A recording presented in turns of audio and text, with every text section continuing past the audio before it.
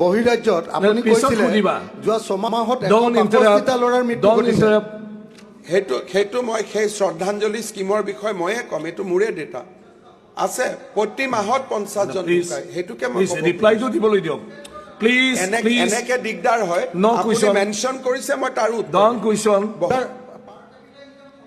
Please 85,000 বেংগলত এনেকে। অখিল গগৈ ডাঙৰে আজি ৰিপ্লাইটো দিবলৈ দিয়ক না। আজি বিধানসভা কি ডিষ্টাৰ্ব কৰি থাকে বাবা, ডিষ্টাৰ্ব কৰি থাকে। আপুনি নিয়ম নহয়, নিয়ম নহয়। মই এটাই অনাৰেবল মেম্বাৰ প্লিজ, যে বিধানসভাৰ ডন ডিষ্টাৰ্ব। মই বহুত ওপৰত আহিলো। আপোনাক মই ক'লে আমি 22লৈকে আহিলো। প্লিজ ৰিপ্লাইটো দিবলৈ দিয়ক, আপোনাক কুৱেশ্যন কৰিবলৈ দিয়ক। We are growing constantly.